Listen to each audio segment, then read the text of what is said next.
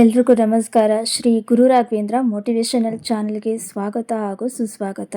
ಇವತ್ತಿನ ಈ ವಿಡಿಯೋದಲ್ಲಿ ಇನ್ನೇನು ಆಷಾಢ ಮಾಸ ಆರಂಭವಾಗ್ತಾ ಇದೆ. ಹಾಗಾಗಿ ಆಷಾಢ ಮಾಸ ಯಾವಾಗ ಆರಂಭವಾಗ್ತಾ ಇದೆ, ಯಾವಾಗ ಅಂತ್ಯವಾಗ್ತಾ ಇದೆ, ಜೊತೆಗೆ ಈ ಆಷಾಢ ಮಾಸದ ಮಹತ್ವವೇನು, ಈ ಮಾಸದಲ್ಲಿ ಏನೆಲ್ಲ ನಾವು ಕಾರ್ಯಗಳನ್ನು ಮಾಡಬೇಕಾಗುತ್ತೆ ಅನ್ನೋದನ್ನು ಸಂಪೂರ್ಣವಾಗಿ ಇವತ್ತಿನ ಈ ವಿಡಿಯೋದಲ್ಲಿ ನಿಮ್ಮೆಲ್ಲರಿಗೂ ತಿಳಿಸಿಕೊಡ್ತಾ ಇದ್ದೀನಿ. ಹಾಗಾದರೆ ಬನ್ನಿ ಈ ವಿಡಿಯೋನ ಶುರು ಮಾಡೋಣ. ತುಂಬ ಜನ ಆಷಾಢ ಮಾಸವನ್ನು ಮಲಮಾಸ, ಶೂನ್ಯ ಮಾಸ, ಹಾಗೆ ಯಾವುದೇ ಶುಭ ಕಾರ್ಯವನ್ನು ಮಾಡದೇ ಇರುವಂಥ ಒಂದು ಕೆಟ್ಟ ಮಾಸ ಅಂತ ಪರಿಗಣನೆ ಮಾಡಿದ್ದಾರೆ. ಆದರೆ ಖಂಡಿತವಾಗ್ಲೂ ಈ ಆಷಾಢ ಮಾಸ ಅಶುಭ ಮಾಸ ಅಲ್ವೇ ಅಲ್ಲ. ಈ ಆಷಾಢ ಮಾಸ ಹಿಂದೂ ಪಂಚಾಂಗದ 4ನೇ ತಿಂಗಳಾಗಿದ್ದು ಅತ್ಯಂತ ಪವಿತ್ರ ಹಾಗೆ ಆಧ್ಯಾತ್ಮಿಕ ಮಹತ್ವವನ್ನು ಹೊಂದಿರುವಂಥ ಮಾಸ ಅಂತ ಹೇಳ್ಬೋದು. ಈ ಮಾಸದಲ್ಲಿ ದೇವರ ಆರಾಧನೆ, ವ್ರತ, ಉಪವಾಸ, ದಾನ, ಧರ್ಮ, ಜಪ, ತಪಸ್ಸು ವಿಶೇಷವಾದಂತಹ ಮಹತ್ವವಿದೆ. ಈ ಮಾಸದಿಂದಲೇ ಚಾತುರ್ಮಾಸ ಕೂಡ ಆರಂಭವಾಗುತ್ತೆ. ಇನ್ನು ಈ ಆಷಾಢ ಮಾಸದ ವಿಶೇಷತೆ ಏನು, ಮಹತ್ವವೇನು ಅಂತ ಇವಾಗ ತಿಳ್ಕೊಳ್ಳೋಣ. ಯಾರು ಈ ಆಷಾಢ ಮಾಸದಲ್ಲಿ ಶ್ರೀ ಹರಿ ಅಂದರೆ ವಿಷ್ಣುವಿನ ಮತ್ತು ಮಹಾಲಕ್ಷ್ಮಿಯ ದೇವಿಯ ಆರಾಧನೆಯನ್ನು ಮಾಡ್ತಾರೋ ಅಂಥವರಿಗೆ ವಿಶೇಷ ಫಲಗಳು ಈ ಮಾಸದಲ್ಲಿ ಪ್ರಾಪ್ತಿಯಾಗುತ್ತೆ ಅಂತ ಹೇಳ್ತಾರೆ.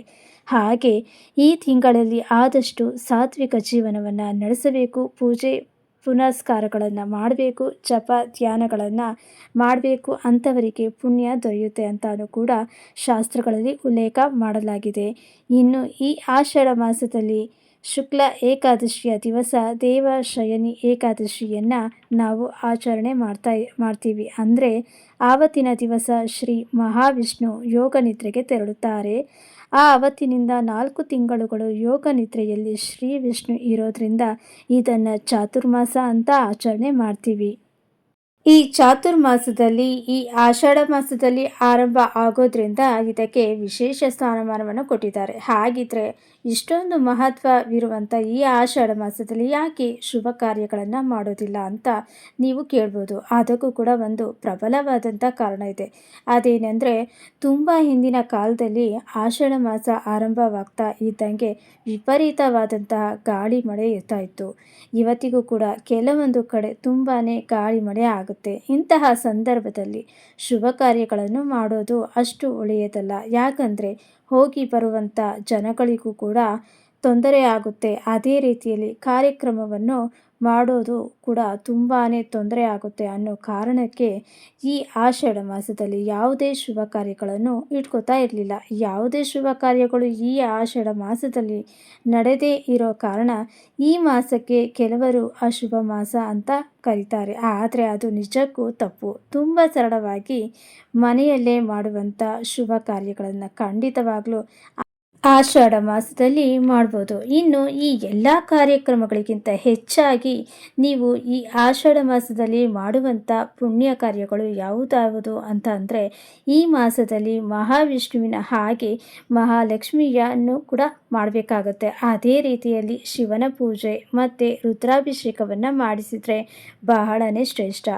ಈ ಗುರುಪೂರ್ಣಿಮೆಯನ್ನು ಮಾಡಿದರೆ ತುಂಬಾ ಒಳ್ಳೆಯದು. ಹಾಗೆ ಈ ಆಷಾಢ ಮಾಸದಲ್ಲಿ ಪ್ರತಿನಿತ್ಯವೂ ಕೂಡ ನೀವು ತುಳಸಿ ಪೂಜೆಯನ್ನು ತಪ್ಪದೆ ಮಾಡಿ, ಜೊತೆಗೆ ದಾನ ಧರ್ಮ ಮಾಡುವಂಥದ್ದು, ವಿಷ್ಣು ಸಹಸ್ರನಾಮವನ್ನು ಪಠಣೆ ಮಾಡುವಂಥದ್ದು, ಭಗವದ್ಗೀತೆ ಪುರಾಣಗಳ ಪಾರಾಯಣ ಮಾಡುವಂಥದ್ದು ಅಥವಾ ಇನ್ನು ಮುಂತಾದ ಜಪ ತಪ ಧ್ಯಾನ ವ್ರತಾಚರಣೆಯನ್ನು ಮಾಡುವಂಥದ್ದು ಬಹಳನೇ ಶ್ರೇಷ್ಠ.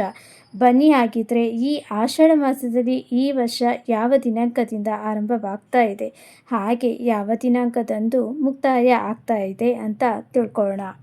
ಆಷಾಢ ಮಾಸ ಪ್ರತಿ ವರ್ಷವೂ ಕೂಡ ಆಷಾಢ ಅಮಾವಾಸ್ಯೆ ಅಥವಾ ಆಟಿ ಅಮಾವಾಸ್ಯೆ ಅಂತ ಕರಿತೀವಿ. ಆ ಅಮಾವಾಸ್ಯೆ ಮುಗಿದ ಮಾರನೇ ದಿವಸದಿಂದ ಶುರುವಾಗುತ್ತೆ.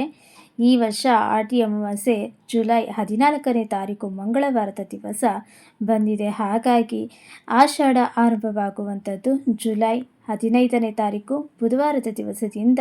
ಇನ್ನು ಆಷಾಢ ಮಾಸ ಮುಕ್ತಾಯವಾಗುವಂಥದ್ದು ಭೀಮನ ಅಮಾವಾಸ್ಯೆಗೂ ಒಂದು ದಿನ ಮುಂಚೆ.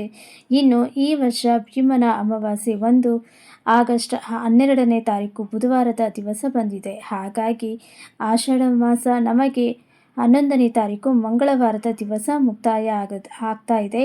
ಇನ್ನು ಸರಿಯಾಗಿ ಹೇಳೋದಾದರೆ ಆಷಾಢ ಮಾಸ ಆರಂಭವಾಗುವಂಥದ್ದು ಜುಲೈ 15ನೇ ತಾರೀಕು ಬುಧವಾರದ ದಿವಸ ಆರಂಭವಾಗಿ ಆಷಾಢ ಮಾಸ ಮುಕ್ತಾಯವಾಗುವಂಥದ್ದು ಆಗಸ್ಟ್ 11ನೇ ತಾರೀಕು ಮಂಗಳವಾರದ ದಿವಸ. ಇಷ್ಟು ಆಷಾಢ ಮಾಸದಲ್ಲಿ ಬರುವಂಥ ಪ್ರತಿ ಶುಕ್ರವಾರಗಳು ವಿಶೇಷವಾಗಿ ಲಕ್ಷ್ಮೀ ಪೂಜೆ ಮಾಡೋದು ಬಹಳನೇ ಶ್ರೇಷ್ಠ. ಈ ಲಕ್ಷ್ಮೀ ಪೂಜೆಯನ್ನು ಯಾವ ರೀತಿ ಮಾಡಬೇಕು ಅಂತ ಮುಂದೆ ಬರುವಂಥ ವಿಡಿಯೋಗಳಲ್ಲಿ ತಿಳಿಸಿಕೊಡ್ತೀನಿ. ಅದೇ ರೀತಿಯಲ್ಲಿ ಈ ಆಷಾಢ ಮಾಸದಲ್ಲಿ ಸಾಕಷ್ಟು ಹಬ್ಬಗಳು ಸಾಲು ಸಾಲಾಗಿ ಶುರುವಾಗ್ತಾ ಇದೆ. ಆ ಹಬ್ಬಗಳು ಯಾವುವು, ಯಾವ ರೀತಿ ನಾವು ಆಚರಣೆ ಮಾಡಬೇಕು ಅಂತಲೂ ಕೂಡ ಮುಂದಿನ ವಿಡಿಯೋಗಳಲ್ಲಿ ತಿಳ್ಕೊಳ್ಳೋಣ. ನೋಡಿದ್ರಲ್ಲ ಸ್ನೇಹಿತರೆ, ಇವತ್ತಿನ ಈ ವಿಡಿಯೋದಲ್ಲಿ ಆಷಾಢ ಮಾಸದ ಮಹತ್ವವೇನು, ಹಾಗೆ ಈ ವರ್ಷ ಆಷಾಢ ಮಾಸ ಯಾವಾಗ ಆರಂಭವಾಗ್ತಾ ಇದೆ, ಹಾಗೆ ಯಾವಾಗ ಅಂತ್ಯವಾಗ್ತಾ ಇದೆ ತಿಳಿಸ್ಕೊಟ್ಟಿದ್ದೀನಿ. ಇವತ್ತಿನ ವಿಡಿಯೋ ನಿಮ್ಮೆಲ್ಲರಿಗೂ ಇಷ್ಟ ಆಗಿದೆ, ಉಪಯೋಗ ಆಗಿದೆ ಅಂತ ಭಾವಿಸ್ತೀನಿ. ವಿಡಿಯೋ ಇಷ್ಟ ಆಗಿದರೆ ಲೈಕ್ ಮಾಡಿ, ಹಾಗೆ ಬೇರೆಯವ್ರಿಗೂ ಕೂಡ ಶೇರ್ ಮಾಡಿ. ನಿಮ್ಮ ಅನಿಸಿಕೆ ಅಭಿಪ್ರಾಯಗಳನ್ನು ಖಂಡಿತವಾಗಲೂ ಕಮೆಂಟ್ ಮುಖಾಂತರ ಬರೆದು ತಿಳಿಸಿ. ಉಪಯುಕ್ತ ಪೂಜಾ ಮಾಹಿತಿಯೊಂದಿಗೆ ಮತ್ತೆ ವಿಡಿಯೋದಲ್ಲಿ ಸಿಗ್ತೀನಿ. ಧನ್ಯವಾದಗಳು.